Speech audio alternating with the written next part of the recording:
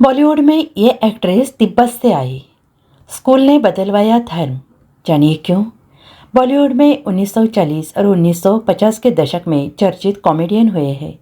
गोप film प्रेमी उन्हें आज भी याद करते हैं। गोप की पत्नी लतिका एक्ट्रेस थी। दोनों ने लव मैरिज की थी। लतिका एंग्लो इंडियन थी और उनकी जीवन यात्रा कम रोचक नहीं है।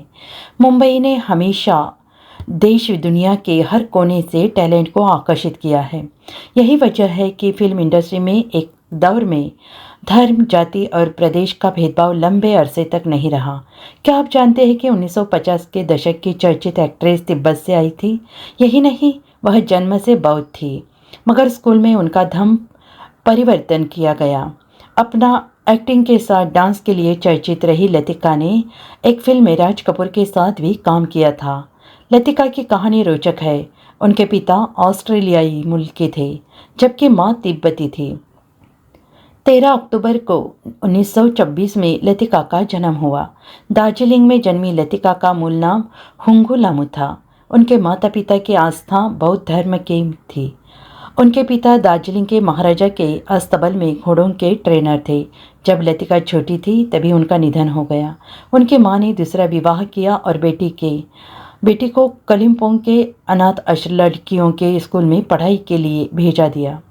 यह स्कूल स्कॉटिश मिशनरी था और उनके यहाँ कोई बौद्ध बच्चा नहीं पढ़ सकता था। स्कूल ने लतिका का धर्म परिवर्तन करा के उन्हें ईसाई बना दिया। लतिका के सौतेले पिता इंजीनियर थे और जब उनका बम्बई ट्रांसफ़र हुआ तो परिवार के साथ लतिका को भी इस मेट्रो शहर में ले आए। बम्बई में लतिका के पड़ोस में एक कथक डांसर रहती थी और फिल्मों में काम भी करती थी। उसे देखकर लतिका की फिल्मों में काम करने की दिलचस्पी जाग गई। वह डांसर उन्हें अपने साथ मिनर्वा स्टूडियो ले गई, जहां सोहराब मोदी ने लतिका को देखा और अपनी फिल्म परख 1944 में मौका दिया। इसी तरह लतिका की फिल्मी करियर शुरू हुआ। मोदी ने ही इस लड़की को लतिका नाम दिया। 1944 से 1949 तक लतिका ने हिंदी फिल्मों में काम किया, जिसमें डॉक्टर कुमार, लाट साहब, शांति, जंजीर, चलते चलते, गोपीनाथ और मंजूर प्रमुख थी। लतिका को गोपीनाथ में राज कपूर, जुगनू में दिलीप कुमार के साथ काम करने का मौका भी मिला। इसी दौर में एक प्रसिद्ध कॉमेडी एक्टर थे गोप और लतिका ने 1949 में लव मैरिज कर ली। दोनों उस समय बड़े सितारे थे। शादी के बाद लतिका ने फिल्मों में काम करना छोड़ दिया। दोनों की 2 संतानें हुई, गोप जूनियर और ललित। गोप का 1957 में निधन हो गया। इसके बाद लतिका के बारे में कोई स्पष्ट जानकारी नहीं मिलती है। कहीं यह कहा जाता है कि वह दूसरी शादी करके इंग्लैंड चली गई, तो कहीं कहा जाता है कि वह गोप के गुजरने के बाद अमेरिका अपने भाई बहनों के पास चली गई थी, जहां उन्होंने दूसरी शादी कर ली।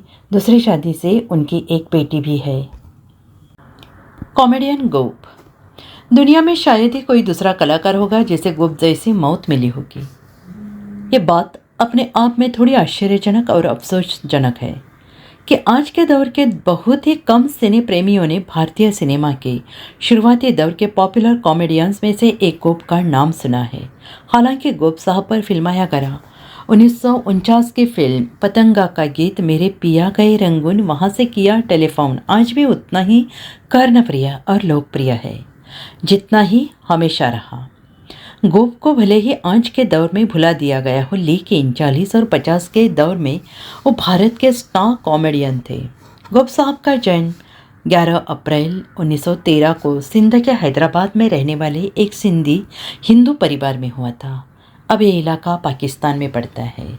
गोप साहब का पूरा नाम गोप विशनदास कमलानी था। ये 7 भाई और बहन थे, 3 बहनें, 4 भाई। इनके पिता ब्रिटिश सरकार में एक ऑडिट ऑफिसर थे। अपने बच्चों को पढ़ाने के लिए उन्होंने जी तोड़ मेहनत की। हालांकि गोप साहब को पढ़ने लिखने में बहुत ज़्यादा दिलचस्पी नहीं थी। गोप साहब को एक दिन स्टेज पर एक नाटक में एक्टिंग करते हुए देखा तो इनकी प्रतिभा के कायल हो गए। केएस तरियानी उसी दिन गोप साहब से मिले और उन्हें इंसान या शैतान नाम की फिल्म में काम करने का ऑफ़र दे दिया। वो फिल्म स्टार आर्ट प्रोडक्शन के बैनर तले बन रही थी और उस फिल्म को मोती गिडवानी डायरेक्ट कर रहे थे। गोप साहब ने बिना देर किए के.एस. दरियानी का वो ऑफर स्वीकार लिया और इस तरह साल 1933 में आई फिल्म इंसान या शैतान ने एक छोटे से रोल के साथ गोप साहब का फिल्मी सफ़र शुरू हो गया। गोप साहब ने अपने करियर में 150 से भी ज़्यादा फिल्मों में काम किया था। वो एक शानदार एक्टर थे और कॉमिक किरदारों को बड़ी खूबसूरती से निभाते थे। 50 के दशक में गोप साहब को साथ मिला उस दौर के एक और धांसू कॉमेडियन याकूब का। इन दिनों की जोड़ी ने कई फिल्मों में जबरदस्त कॉमेडी की। लोगों ने गोप और याकूब की जोड़ी को भारत का लॉरेल और हार्डी कहना शुरू कर दिया। पहली दफ़ा गोप और याकूब की जोड़ी साथ नजर आई 1949 में आई फिल्म पतंगा में। पतंगा वो फिल्म थी जिसमें गोप साहब और निगार सुल्ताना पर एक ऐतिहासिक गीत फिल्माया गया, जिसके बोल थे, मेरे पिया गए रंगून वहाँ से किया है टेलीफोन। प्रमुख फिल्मों की बातें करें तो उन्होंने बाजार 1949, भाई बहन, अनमोल रतन, तराना, सजा, 51, सनम 51 और चोरी चोरी 1956 जैसे बड़े बजट और बड़ी कास्ट वाली फिल्मों में काम किया और अपने हुनर का लोहा मनवाया। गोप साहब की निजी जिंदगी की बात करें तो उन्होंने एंग्लो नेपाली एक्ट्रेस लतिका से लव मैरिज की थी।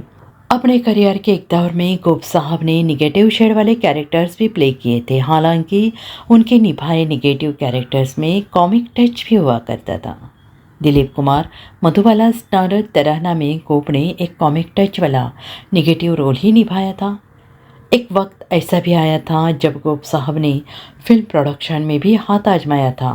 अपने छोटे भाई राम कमलानी के साथ मिलकर गोप साहब ने अपना एक प्रोडक्शन हाउस एस्टेब्लिश किया था। अपने प्रोडक्शन हाउस के अंदर में गोप साहब ने हंगामा और मालकिन 1953 और 52 नाम की 2 फिल्में भी प्रोड्यूस की थी। गोप साहब का जीवन और उनका करियर बहुत शानदार चल रहा था, लेकिन फिर एक दिन ऐसी मनहूस और हैरान कर खबर आई कि उन्होंने देश भर के सिने प्रेमियों के दिल तोड़ दिए। गोप साहब तीसरी गली नाम की फिल्म की शूटिंग कर रहे थे। उस फिल्म में इनका एक सीन था जिस फिल्म में उन्हें हार्ट अटैक आता है और ये कहते हैं, मैं ऊपर जा रहा हूँ।